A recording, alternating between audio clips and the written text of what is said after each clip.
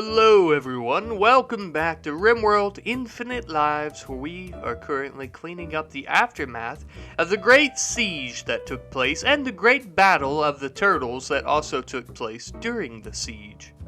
Now, I say that we're cleaning up after the siege, but really I'm not worried about the bodies, or the steel slag chunks, or the blood, or anything like that. I really just want these massive artillery guns, the components, the silver, the mortar shells, all the good stuff. So, naturally, the first things we took were the artillery guns. Hopefully, they come in very handy in the near future. I also decided to check in on our garland trees. We have some beautiful little dryads growing over there, truly a little family of them. I also spotted Pickles hunting an ibex ram. With that power armor, he looks like he probably went out and just punched it to death and crushed its head and then brought back what was left of it so we could cook it up in some stew. Awful kind of him. We also finally got Lazarus to go ahead and work on the kitchen and fix up and repair it, since we had that massive bug raid God knows how long ago. It's been like 2 episodes, but feels like a long time ago to me. Soon thereafter, though, we ended up receiving word of a recon helmet that was being sent to us for completing the quest Bladed Animals. I'll be honest with you, I kind of forgot what quest that was, but I'm not one to look a recon helmet in the mouth, so we accepted it. Slowly but surely, one recon helmet at a time, we are finally gearing up all our people and kind of making our way toward that goal of having an army of armed colonists that actually have good armor and weapons. I also seen a silver meteorite, and I said, don't mind if I do, and we started mining it.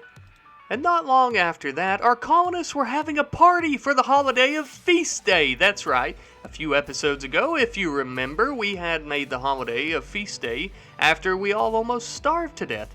It seems like such old memories now, with most of those colonists that helped us celebrate and starve died, but it's quite alright. I'm not crying. You're crying. You know what? It's not alright. I'm sad. I can't believe we lost all our colonists to that giant bug raid. I still can't believe that. Anyway, we had a mad muffalo or something, and you know how it goes. We shot it, or it got hit on a trap. It's just a muffalo, okay? No big deal. Now, something that could be a big deal, though. We were getting raided by mechanoids. There was a scyther, I think 2 scythers, a lancer, and a centipede. I don't know. We're gonna kill them. Don't worry. I know it sounds like I don't care, but I do care for sure. I'm just saying, even if we don't murder them by shooting them to death, we'll take Lazarus and force him to throw his body at them over and over and over and over. Even if he dies, we'll just bring him back to life, and eventually his body will crush them.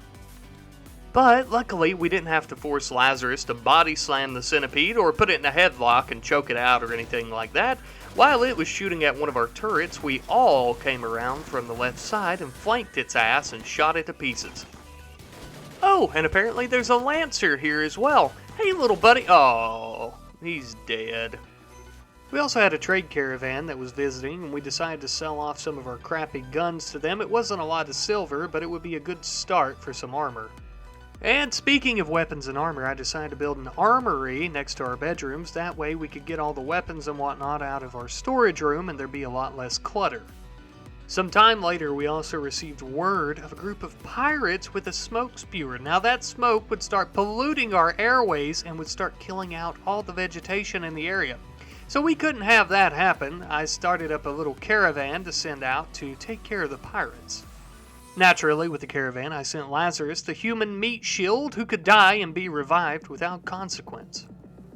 It took a little while of trekking through the forest to finally make it to the smoke spewer, but after we arrived, we found many pirates waiting there for us to murder them. And you know how we be about murdering people. We were more than happy to oblige them in this endeavor.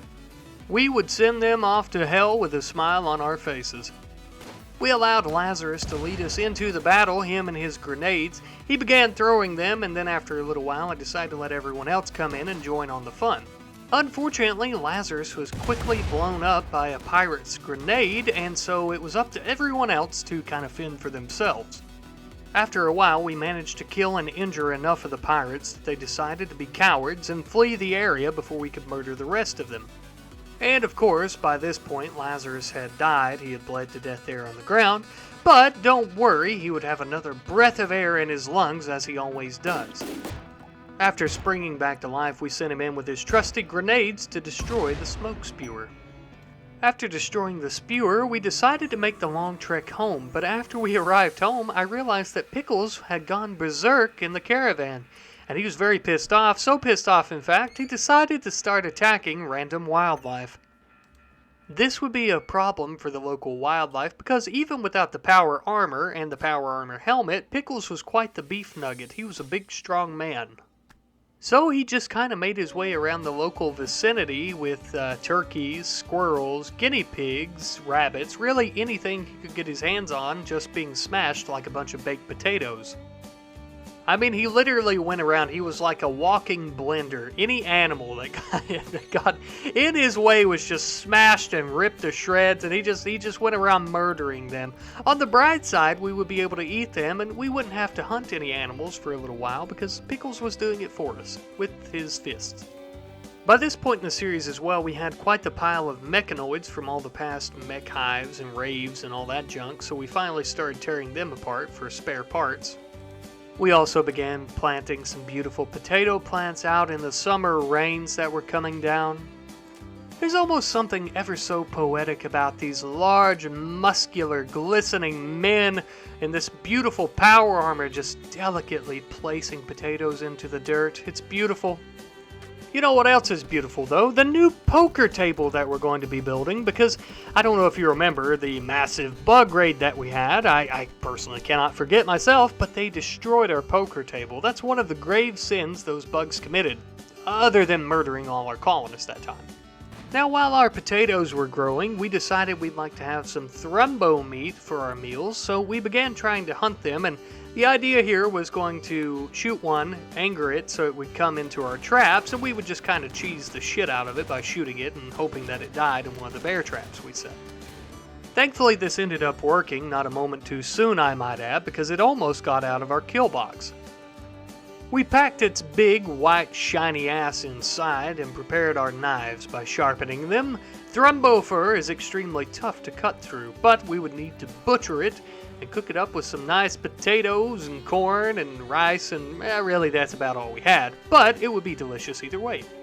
I also decided it would probably be a good idea, since the raids continue to come and come and come, as well as the mech clusters, we should probably go ahead and set up kind of like a stationary machine gun type of thing. I forgot what it's called, I'm not going to lie, but it seemed really good and seemed like it would be very useful, so we built one.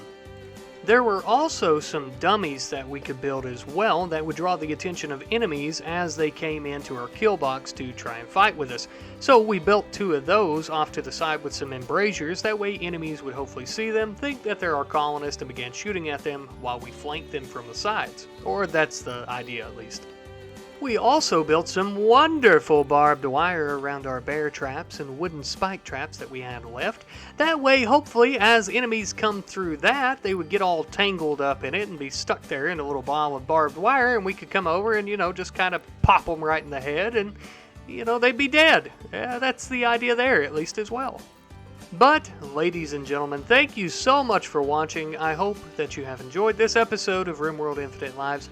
I'm still having so much fun with this series. I apologize. I know it doesn't seem like I'm showing a lot of love to this series here lately. We got this one, and we got the Ye Olde Knights series going on. If you guys haven't watched that yet, or if you're just now seeing this and you want to check out some of those episodes, that's a really fun series as well. This one as well, I'm going to try and hopefully start kind of giving them equal attention. I'd like to make about the same amount of episodes for each one and that kind of thing. It's just kind of hard, and to be honest, whenever I start a new series, like with the Ye Olde Knights series, it's a lot more fun, right? So like with this one, the big idea with the goal and stuff was to try and kill all those bugs, and then we done that kind of quickly, and I kind of feel bad because that was done so quickly, and then I was like, oh, what should we do in Infinite Lives now? And I'm still kind of working through that, so I appreciate you guys supporting me on this, and kind of helping me with goals and stuff like that, and just kind of with the series. If you guys have any ideas on things you'd like to see with the Infinite Lives series, definitely let me know. As of right now, I'm just kind of building this colony up. I want it to kind of become a powerhouse. Everybody have some really great weapons and armor, and we just kind of become a mega colony, I think, is what I'm looking to do. I really don't know, though, because like I said, the original goal was with the bugs to kill that massive hive of bugs. Like, there were so many bugs, and we ended up doing that. We lost many colonists in the wake of that, but we ended up doing that, which was awesome. So if you guys have any ideas for this series, what you'd like to see in terms of goals of what we're going to be doing and stuff like that, man, definitely let me know. Leave your comments down below, and thank you guys once again so much for your support. It means the world to me. Be sure to like, subscribe, all that stuff that everybody else on YouTube says. But I really do appreciate you guys. You guys are absolutely wonderful. I hope you guys have a wonderful day, and I will see you in the next one. Goodbye.